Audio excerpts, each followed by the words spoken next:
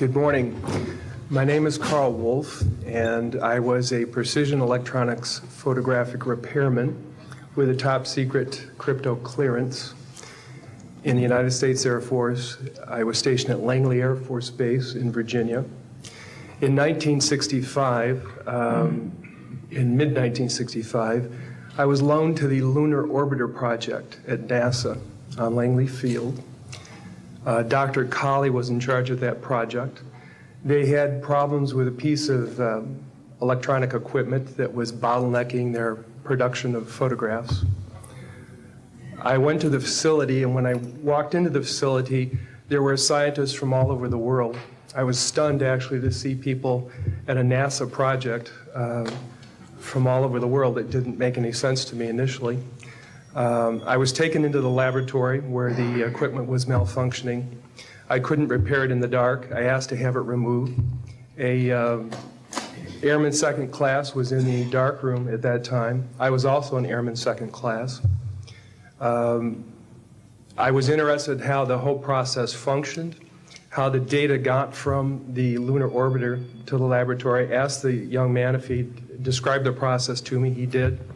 About 30 minutes into the process, he said to me, in a very distressed way, by the way, we've discovered a base on the backside of the moon. And then he proceeded to put photographs down in front of me, and clearly in these photographs were structures, mushroom-shaped buildings, spherical buildings, and towers. And at that point, I was very concerned because I knew we were working on compartmentalized security. He had breached security, and I was actually frightened at that moment. And I did not question him any further. And a few moments later, someone did come into the room. I worked there for 3 more days, and I remember going home and naively thinking, I can't wait to hear about this on the evening news. And here it is, more than 30 years later, and I hope we hear about it tonight. And I will testify under oath before Congress that what I'm saying is the truth.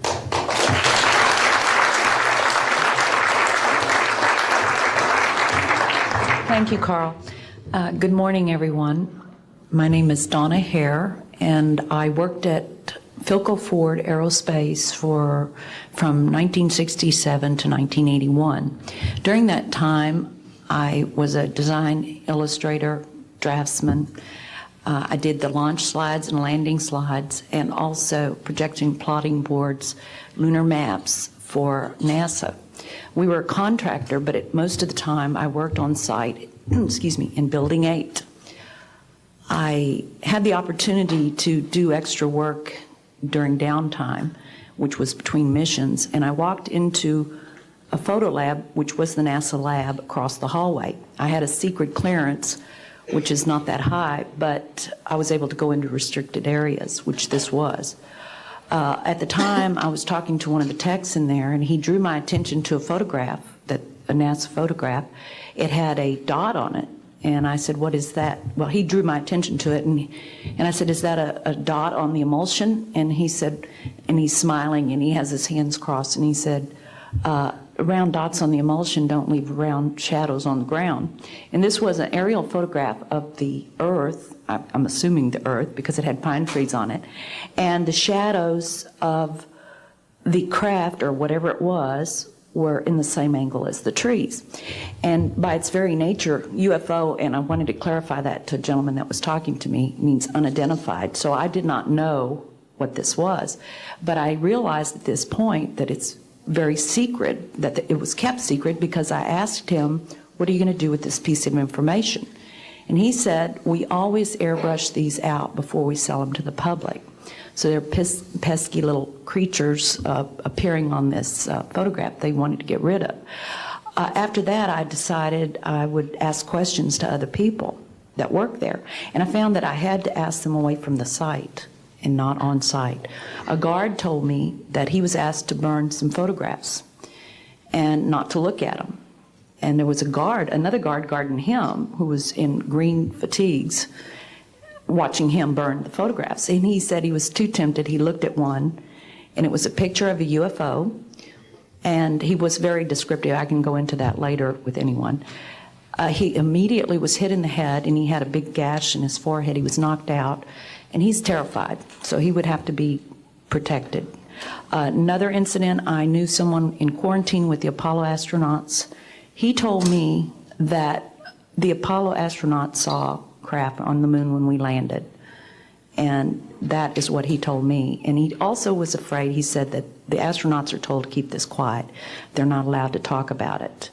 So I do want to let you know that I worked out there for a number of years, and I ran into this. So it's not something everyone knows that works out there for a long time. My boss didn't know about it. Some people that sat right next to me didn't know about it. It's very strange because I don't know how they can do it, but they can let some people know about it and then others not. I'm willing to testify before Congress that what I'm saying is true, and thank you very much. Thank you.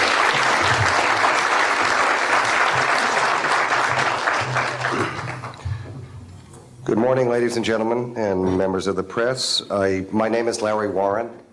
20 years ago, in 1980, I was a security specialist assigned to RAF Bentwaters, Woodbridge, NATO Air Force facilities in Suffolk, East Anglia. I had a secret security clearance. I guarded our backline nuclear weapons that were stored there at the time, without the knowledge of the people of Great Britain. I went through a portion of a 3-night UFO event where objects made incursions over our WSA, fired pencil-thin beams of light into them, and adversely affected the ordnance, possibly. These objects were on the ground on 2 different nights. Potentially, there was another life form seen. This is an unpopular truth. These events were of extreme defense significance to not only Her Majesty's government, but this government as well, and they are still shrouded in secrecy. They are very complex, they are very vast. This is more about a human rights issue than just a UFO issue. 20 years ago, this room would be empty. I see a turn in history. This is history in motion, but unfortunately it's history with the security classification. I would be more than honored to swear under oath that I experienced what I did, I saw what I saw. These events produced not only, after numerous denials by this government, a memo by Lieutenant Colonel Charles Holt, our deputy base commander, which reads like science fiction. It also produced, years later, an on-site audio tape he made as these objects performed their feats and did what they did and violated airspace. These events are of extreme defense significance. I hope my brothers in arms that went through these events will be given immunity at some point and be able to join us here. It is an honor to share the stage with all of these people. And I think for all our children, my son Dennis, God bless you, son, we can change the world. You're heroes for being here also, and I will testify in front of Congress if asked to. God bless. Thank you.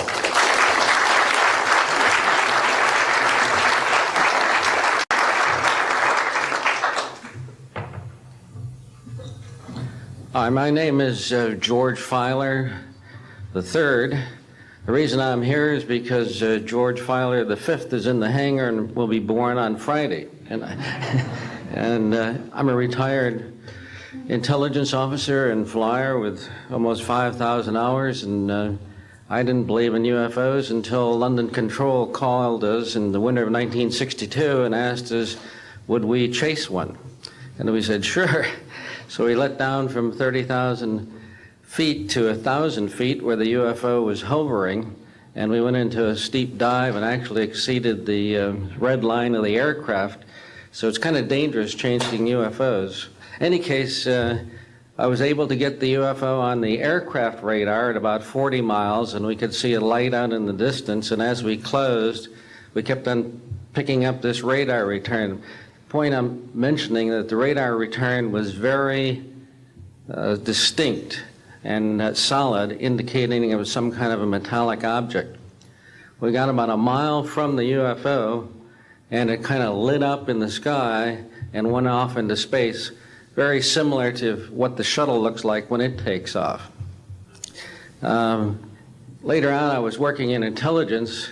In Vietnam, I briefed General Brown about UFOs. When I was in 21st Air Force, in McGuire Air Force Base, I briefed General Glau about a UFO over Tehran, Iran in 1976.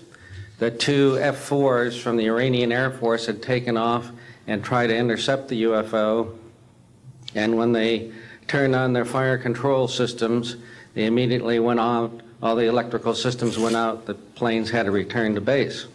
This was particularly significant because it was also picked up on satellites. In 1978, on January 18th, I was going into the base. Every morning I did the briefing to the general staff, and I noticed that there are some lights off in the distance at the end of the runway there. And when I got into the command post, the senior master sergeant in charge said that there had been UFOs in the pattern all night. They're on radar. The tower had seen them. They gotten aircraft reports and so on. And that one had landed or crashed at Fort Dix. Fort Dix and McGuire are right together. And this is kind of like the Roswell of the East. But in any case, an alien had come off the craft and had been shot by a military policeman and apparently was wounded and was heading for McGuire. So for whatever reason, the aliens liked the Air Force better than the Army, perhaps because they're shooting at them. But in any case, our security police went out there and found him on the end of the runway dead. And they asked me to brief the general staff, General Tom Sadler, and at the 8 o'clock stand-up briefing. And I said, I don't think I want to do this. You know, the general doesn't have a good sense of humor, and I'm not sure I believe this. So I did some checking, called the 438th Command Post, and everybody had pretty much the same story. And at 8 o'clock that morning, just before I went on, was going to brief this, and I was very worried about it. They said, don't brief it, that it's too hot, so to speak. That's pretty much my story, and I'm prepared to tell the story in front of Congress, and it is the truth. Now, because of this, I've stayed interested in UFOs, and I'm the Eastern Director of the Mutual UFO Network. And between the National Reporting Center and Peter Davenport and the MUFON, we get 100 reports a week on average of people from all over the United States that see these things regularly. And if you start checking, they're out there and they're low, and people are seeing them all the time. And these are highly qualified people, all of whom essentially give us the reports by email. Thank you.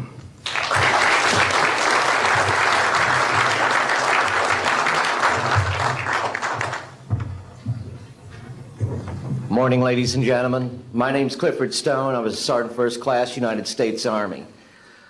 I had a secret clearance with nuclear surety. I could get the clearance that I needed to do whatever it was that was necessary for me to do at the time on special operations when I was called in on those. What I'm referring to here is that I was involved in situations where we actually did recoveries of crashed saucers, for lack of a better term, debris thereof.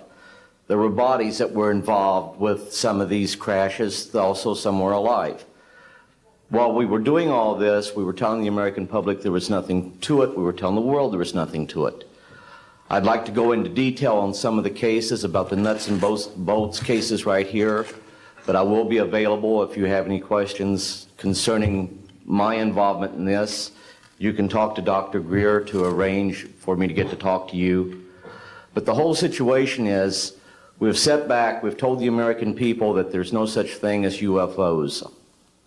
I've been involved where we have recovered these objects. We know them to be of extraterrestrials. In 1969, I had an event that happened to me while I was stationed at Fort Lee, Virginia. We went to Indiantown Gap, Pennsylvania. That would be my first exposure to any time that we would be recovering an unidentified flying object. When we went there, we already had people that was already in the facility. We were a backup team, which was supposed to be NBC because there was supposed to be some nuclear materials that was on board this craft. Later on, most people involved would have been were to be told that there was nothing on board it. It was nothing more than just a crash of one of our aircraft. I know better because I was one of the people that approached it with a Geiger counter to get surface readings. I was the first person to go ahead and see that there were bodies on it. That would be the first of approximately 12 events. UFO crashes are not events that take place every day. They're rare. I know we're not alone in the universe. I know that the absence of evidence is not evidence of absence. It's evidence that has been denied to the American people.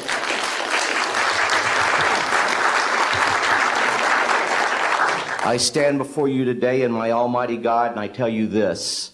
If Congress calls me in and says, will you testify in detail what you know, I stand here today prepared and ready to do just that. Governments must never lie to the people for no reason. Thank you.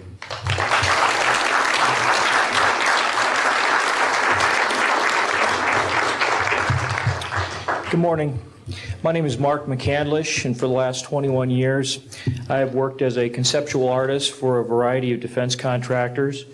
I've been involved in conceptual artwork or the production thereof for Rockwell on the X-30 program, and also on the high-step program, that's spelled HYSTP, means Hypersonic Testbed Program.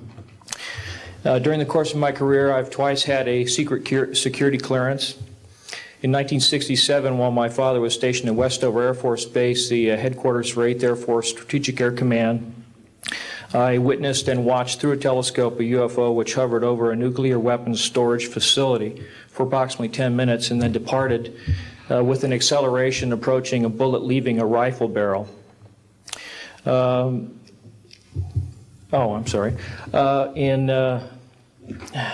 1988, in November, a college buddy of mine, an associate by the name of Brad Sorensen, informed me that he had personally witnessed 3 flying saucers at a very large hangar at Norton Air Force Base during the course of an air show that was held on Saturday, November 12, 1988. I subsequently called my congressman from that district. I called his office. This was Congressman George E. Brown, Jr., who at the time was the chairman of the Congressional Committee on Space Science and Advanced Technology. I naturally assumed that since this presentation that Brad talked about was for top military brass and certain congressional individuals, that his office must have coordinated this with the local Air Force Office of Public Affairs. A male staff member in Congressman Brown's office not only confirmed the exhibit, but the fact that there were 3 discs at that exhibit. These discs were hovering off the floor without any visible means of support. They were referred to as alien reproduction vehicles, also nicknamed the flux liner because they used high voltage electricity. Let's see, to keep things short, this is a diagram that I made based on a sketch that Brad Sorensen did for me in rough form shortly after he had his sighting, and subsequently cleaned that drawing up and made it much more accurate. And that's the drawing that Dr. Greer is holding there now. Later on, I obtained photographs that were taken in 1967 by a military pilot, Harvey Williams, flying a C-47 for the Air Force at 12,000 feet, approximately 25 miles southwest of Provo, Utah. This particular vehicle matches the so-called ARV in all proportions and respects in terms of the detail of the shape of the craft. And this was photographed, as I say, in June or July of June of 1967. I later spoke to a gentleman by the name of Kent Sellen that I met at an air show at Edwards Air Force Base in 1992, the first unveiling publicly of the B-2 bomber. He indicated to me that in 1973, when he was a crew chief working on experimental aircraft at Edwards Air Force Base, that he had unintentionally wandered into an area where there was a classified aircraft, namely the ARV. He described it in detail, and he added other details to the account concerning the configuration and the operation of the vehicle that Brad Sorensen was not aware of. Subsequently, Brad Sorensen met with the famous aeronautical designer Burt Rutan, gave him a copy of this blueprint which you've just been shown. Mr. Rutan felt that it was a joke and put it on his wall as kind of a joke. And a third party confirmed for me later that a Colonel Ray Walsh from Edwards Air Force Base was visiting Mr. Rattan, saw this blueprint on the wall and registered quite a degree of shock and anger, wanted to know where the hell he got this blueprint, because there was in fact such a craft at that time, approximately 1994, 95, in a hangar at Edwards Air Force Base, North Base Complex at that time. Subsequently, I've done a lot of research on this product, this vehicle. I've come across a number of declassified documents that show that the Air Force, as early as 1960, was wind tunnel testing flying saucer shapes up to Mach 20. And I also have declassified NASA documents that show similar shapes. In fact, this is the document here that more or less details the wind tunnel testing up to Mach 20. This is the NASA document right here that was declassified, and it shows a variety of spherical and lenticular shapes that were flight tested up to, or I should say, wind tunnel tested up to Mach 6. I subsequently obtained a copy of an interoffice memo from Hercules Aerospace that describes a particular type of science involving something called zero-point energy and scalar waves. According to Brad Sorensen, this is the basis of the technology for these anti-gravity propulsion systems. This particular document here describes 6 different meetings involving the Defense Intelligence Agency and cooperative efforts with the Russian scientific community in investigating this, what is called the fundamental enabling technology that was originally discovered apparently by Nikola Tesla in the early 1900s. Anyway, I could provide you much more detail at a later time, and I am prepared to testify in detail concerning these events and their truthfulness before Congress. Thank you very much.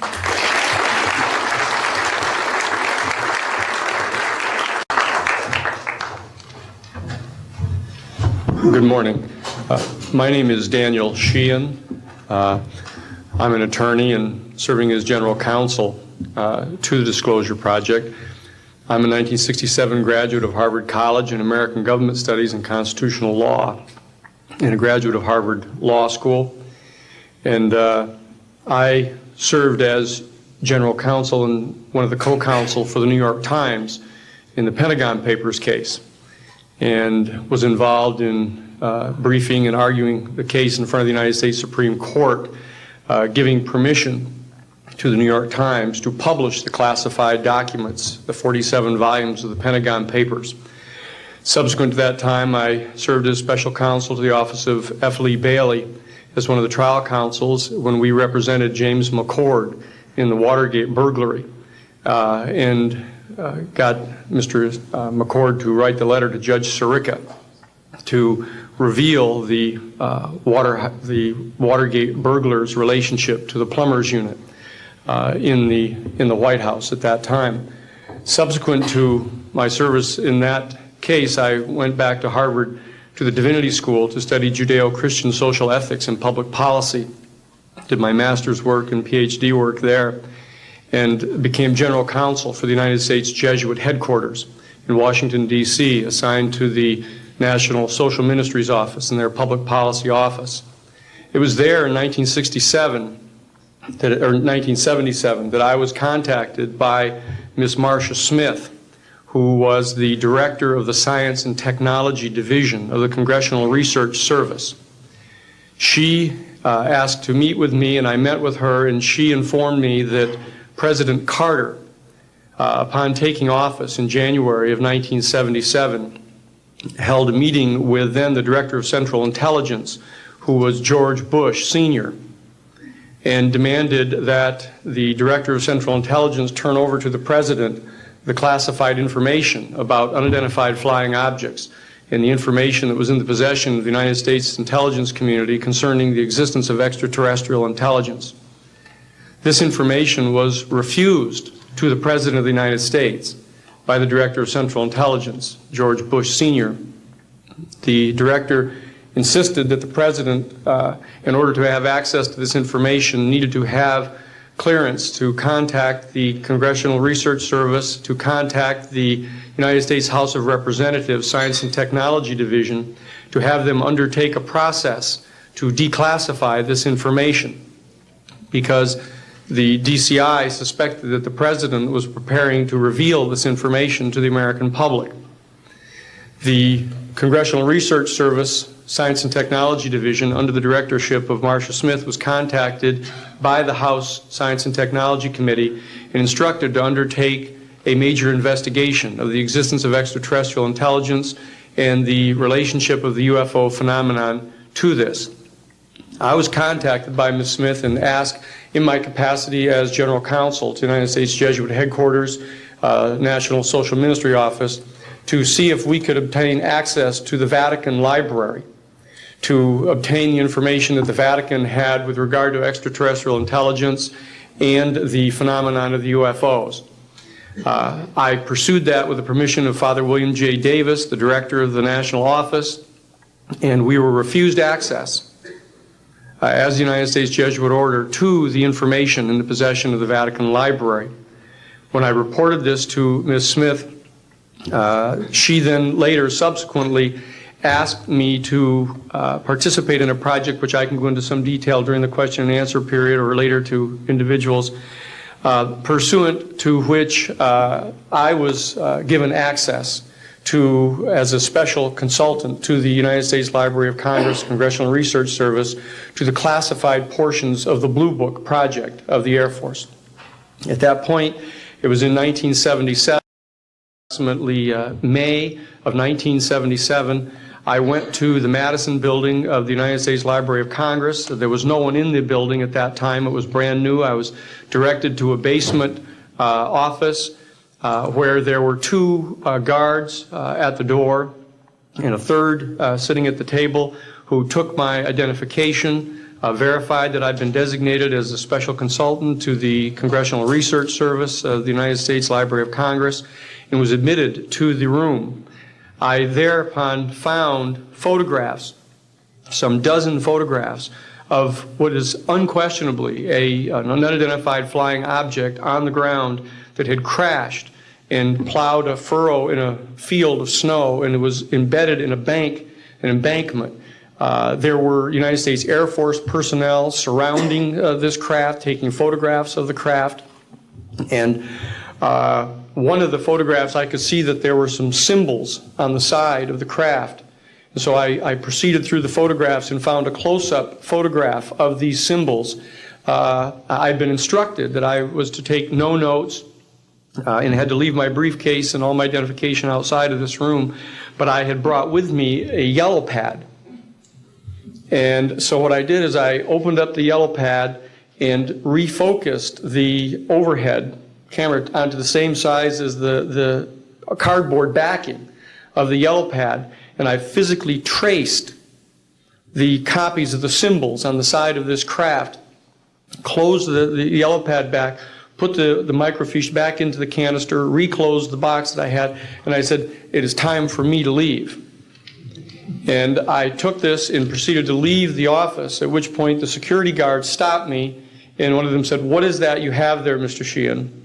At which point I handed the yellow pad to him, and he flipped through all the yellow pages and never found the copy that I had. And so I took that with me and brought it to the United States Jesuit Headquarters, had a meeting with the staff, with Father William J. Davis, reported this to them, was authorized at that time by the United States Jesuit Headquarters to make a report to the National Council of Churches and to request that the entire 54 major religious denominations of our country undertake a major study of extraterrestrial intelligence, which they declined to do. I was subsequently asked to deliver a 3-hour closed-door seminar to the top 50 scientists of the Jet Propulsion Laboratory of SETI, the Search for Extraterrestrial Intelligence, which I did do in 1977.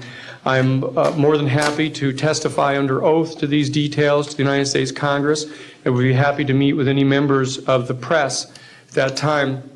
You may recall I also served as chief counsel to the Karen Silkwood case.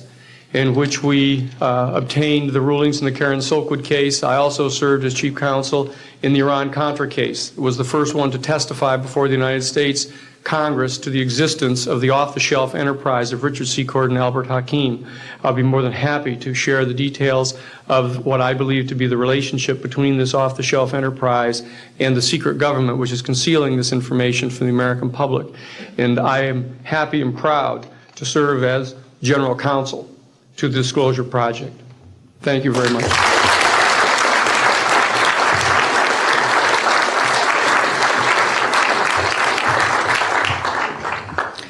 Good morning. My name is Carol Rosen.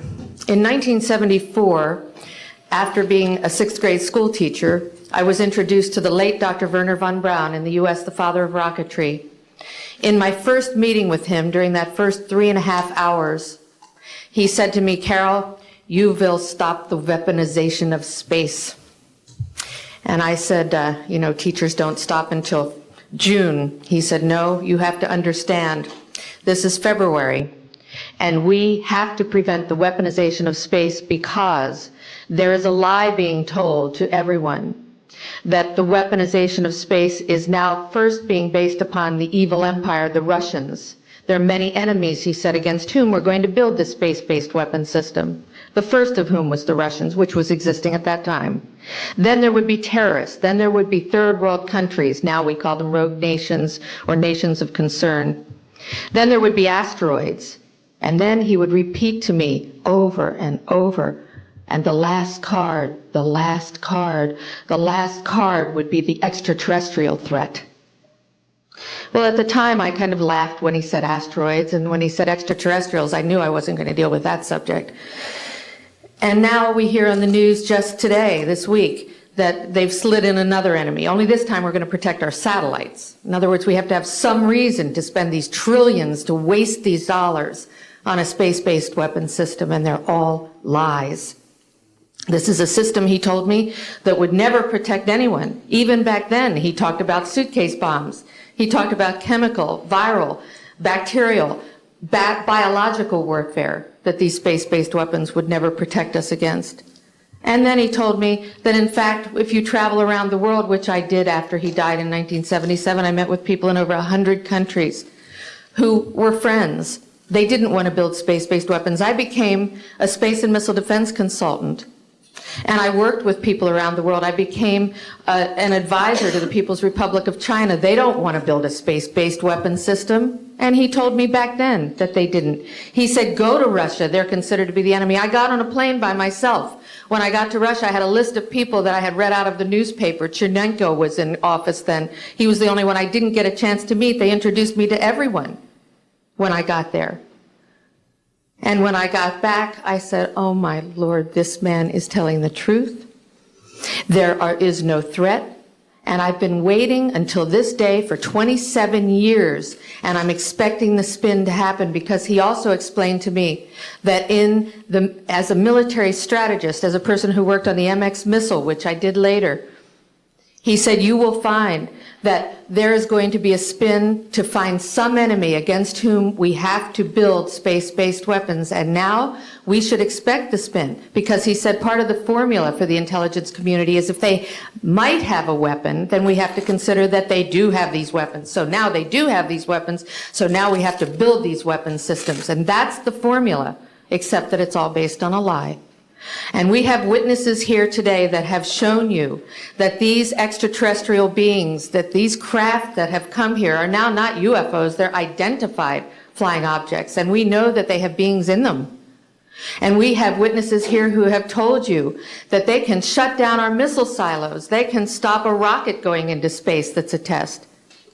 We have witnesses here who have worked in the classified departments, who have the courage to come forward here to support what Wernher von Braun told me back in 1974 to 77.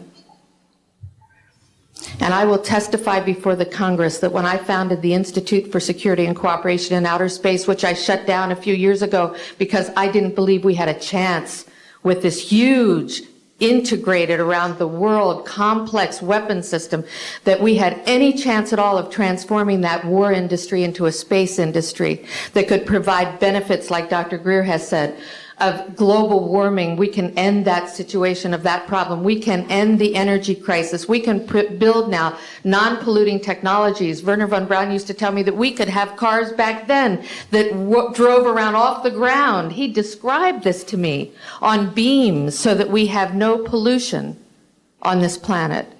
And we can solve the problems of the people that are urgent and potential and the other animals and the other cultures on Earth and in space.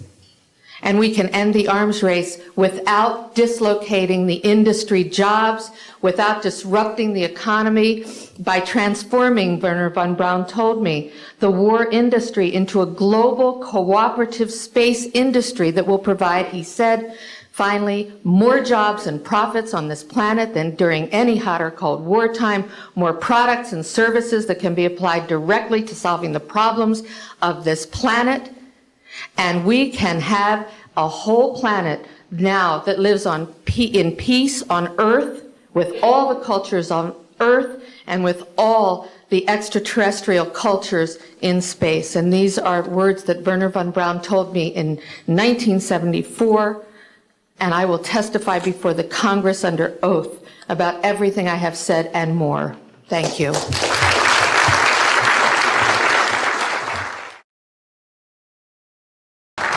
Thank you very much. I'd like to thank each of the witnesses and for your patience. We're running about 50 minutes late, and I do apologize for that. I want to emphasize that all of these witnesses each could speak for probably anywhere from 2 to 5 hours about what they have witnessed. We were trying to give you a snapshot. We have another 400 of these witnesses. I have carried this burden for 8 years. I'm now giving it to you, the American people and the people of the world, to take it forward. What I'd like to do now is open the audience for questions from the media. You may address them to me or to an individual witness as you deem appropriate. Yes, ma'am. Yes, Maribel Gonzalez with Reforma, Mexican newspaper. I have 3 questions. One is, Yes, I wanted to know if there are laws in this country that in some way allowed this kind of secrecy or not. And then I wanted to know if there's a need to change any kind of law. And the next one I wanted to ask you, if you may, is who is profiting from this secrecy that maintains in secret the solution to the energy crisis? I mean... Well, let me get to those, okay, quickly, because we are short on time. First of all, I think initially there was an appropriate national security apparatus in place in the 40s during the Truman and also Eisenhower years. By the late Eisenhower years, we have a testimony from Brigadier General Stephen Lubkin, still a practicing attorney, that by the late Eisenhower years that he had lost control of these projects primarily because of the compartmentalization into the military-industrial complex. Operative word industrial. There are corporations such as SAIC, Lockheed Martin, Northrop, and others that deal specifically with this issue, with advanced energy and propulsion systems connected to UFOs. And I think that what has happened, from the best we can tell, from insiders that have briefed me for now about 8 years, is that we have lost control of these projects from a constitutional law perspective because the infrastructure within military intelligence and corporate channels is so well funded and so complex and labyrinthine that there are compartments within compartments within compartments, and people who are in the Congress who make inquiries, and in fact President Clinton, when he made inquiries, were simply denied access, as you heard earlier that President Carter was denied access. On your other question, I would say that in terms of profiting from the status quo, big oil. There are certain geopolitical and financial infrastructures that would not welcome a definitive replacement to the fossil fuels. I will tell you, and we can prove this with other scientists who are ready to come forward, that we already have a complete replacement for any fossil fuels or ionizing nuclear power plants. We don't need them. We haven't needed them. Probably have not needed them since the time I was born. Now, of course, this is a major issue. You're talking a multi-trillion-dollar global infrastructure change. And so this does hit the alarm bells at the National Security Council economics area. However, what is more serious to the national security? Keeping the status quo or letting ourselves go into a global ecosystem collapse and running out of fossil fuels and having massive rolling blackouts, not just in California, but globally. We have got to do something about this and soon, and that's why we are advocating open hearings in the Congress. Other media, please. Yes, sir. I just want to know if anybody at the UN is looking into this. I personally met with Boutros Ghali's wife, Aliyah Ghali, who said that her husband was quite concerned about this. This was in the 1990s. Since then, we know that there have been other people at the UN who've made inquiries. The problem is the UN has no mandate to deal with this. It needs to be given a mandate from its constituent member nations. And I think that the public and the member nations need to ask that the United Nations get involved with this. This is an international peace issue and an international security issue, and it should be taken up by the UN Security Council. And of course, we are recommending that as well. Yes, sir. So I think my question is actually to Clifford Stone. You said that you had seen aliens on a craft that had crashed. I wondered if you could describe what they looked like. I could, but it would probably take a whole lot of time. The reason I state that, when I got out in 1989, we had cataloged 57 different species. You have individuals that look very much like you and myself that could walk among us and you wouldn't even notice the difference, except for some of the things that they might be able to go ahead, even in a dark room, and touch an object and go ahead and identify what color that object might be. They would have a heightened sense of smell, sight, hearing. The situation is that you have various types of what we normally call grays. We didn't call them grays in the military, but you had at least 3 types of the grays. You had some that were much taller than we were.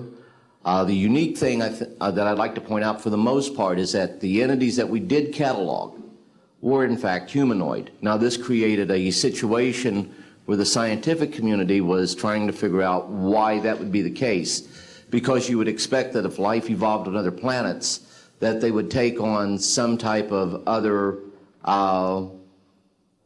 being, so to speak, not necessarily look humanoid or be bipedal such as we are. But apparently, we got quite a few of the species out there that are humanoid in appearance, and that creates a question that yet has to be answered by science. Yes, and as I call on you, please state the news agency that you were with. Yes, ma'am. Deanne Divis with United Press International. Could you please address the vehicle that there was a drawing displayed of? Why would this vehicle be on display at an air show? What is the power source that you are asserting is going to be so very useful? And how can you determine that this vehicle is not something that is being developed, by a government agency? In fact, I think that was the testimony. This is an alien reproduction vehicle, and just to be clear, this means that it is based on advanced anti-gravity and zero-point energy propulsion systems. Those are the propulsion systems. They are being manufactured by a consortium of companies that include Lockheed Martin, Northrop, SAIC, and other corporations. They do have superluminal capacity, in other words, faster than the speed of light capacity. I think Mr. McCandlish and other witnesses that he's identified could go into more of the technical physics of it. I'm just a country doctor from Virginia, I tell people. I mean, really. And but this is actually what is the reason it's called alien reproduction vehicle is that it's based on the study of extraterrestrial vehicles, but it is manufactured by human military intelligence, aerospace contracting arrangements. And this is very important. It means that we, Homo sapiens, have the ability to access this so-called zero-point field of energy, which is the ambient field of energy from which all matter and energy is fluxing, and can access that energy and generate all the power we need to run this planet without fossil fuels or pollution. Do you have any direct evidence, though, that this, we're talking about the same government that so appropriately named a snooper program carnivore. So just because it's named the alien reproduction vehicle considering the history and the questions that have been existing for such a long time about flying saucers. I mean, do you know, is there any direct reason to believe that this is actually derived from technology? Any of the witnesses who can attest to that? And how would this, a propulsion system, a rocket engine doesn't necessarily translate into electricity. Can you elaborate on that? Well, the first part of your question, I would say that the testimony of witnesses we have, some of whom are here, others that are not here, but they're in the briefing materials, is that we have studied specifically extraterrestrial vehicles which have been retrieved.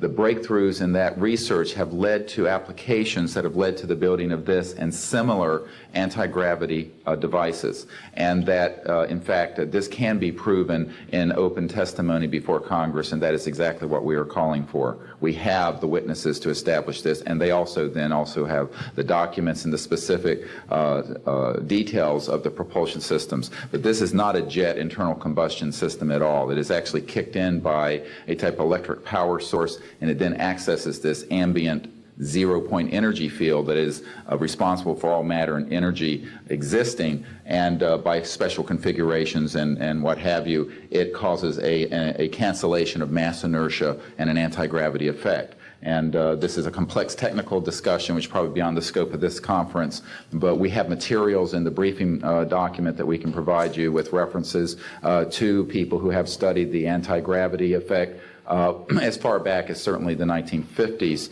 We have one witness who said that his family was connected to the RAND Corporation, and that by the mid-1950s that more money had been spent on anti-gravity propulsion systems than the totality of the Manhattan Project. So yes, we can establish those elements. Other questions? Thank you. My name is Murray Felsher. I publish a newsletter downstairs here called the Washington Remote Sensing Letter that deals with reconnaissance and surveillance of the Earth from space.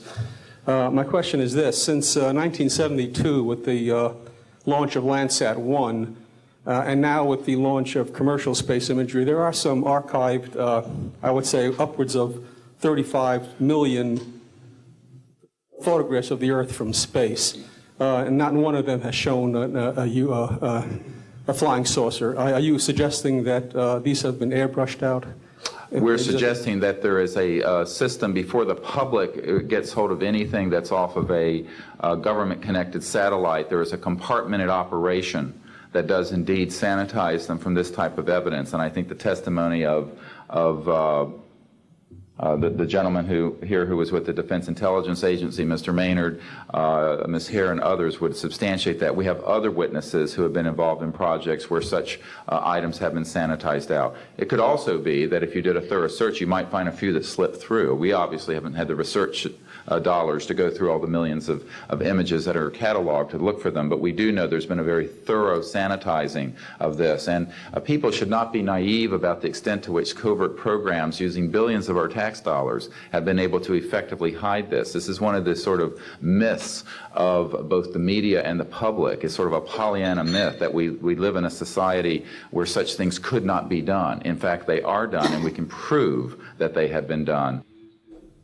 These entire proceedings here, and I'm wondering how your screening process went. Can you tell us a little bit about your satisfaction level with that? Well, I'm very satisfied that these are genuine and good people who are speaking truthfully. Now, out of 400 people that I'm dealing with, not 20 times this number, have I been fooled? Yeah. I'm an emergency doctor. Let me say something.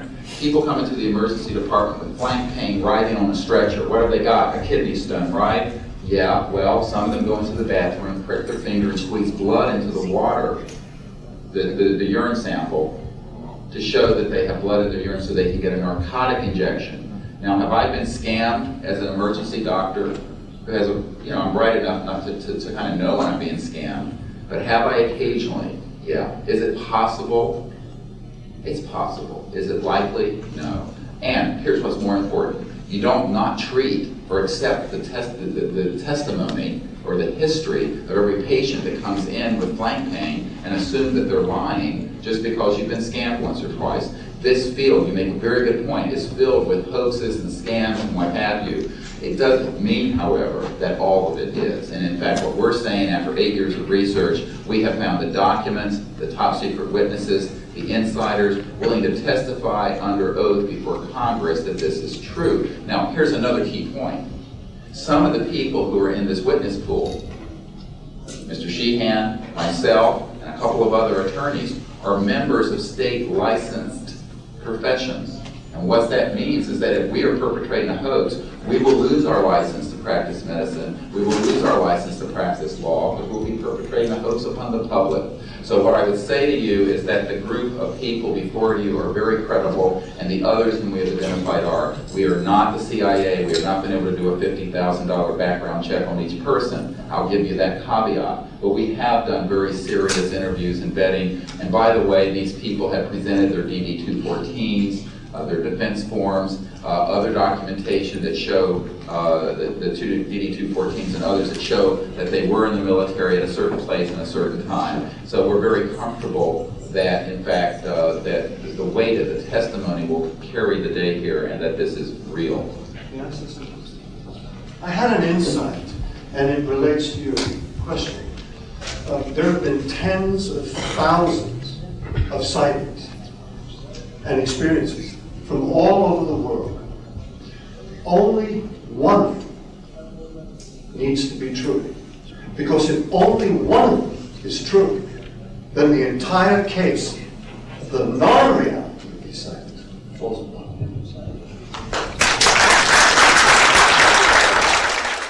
Such evidence out of the public domain, yes.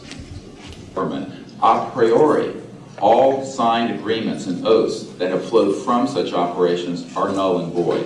What that means is, in legal theory, is that if it's an illegal enterprise, the agreements, those that are entered into as a result of that illegal enterprise, have no legal standing. So one of the things I would like to announce today is all of the men and women listening to this need to know they are free to speak. We are declaring all national security oaths on this subject null and void. They have flowed from illegal operations that has no standing constitutionally. My people, my mother's family, who fought in the American Revolution, were prisoner of war with the British to help found this country, did not fight and die to form the United States so that this kind of chicanery can go on. So these men are free to speak, and there can be no legal repercussions against them. We have legal counsel who will also support this theory, and we're taking this to other constitutional scholars. It is time for that game to end. It is time for a new era in the human experience. Yes.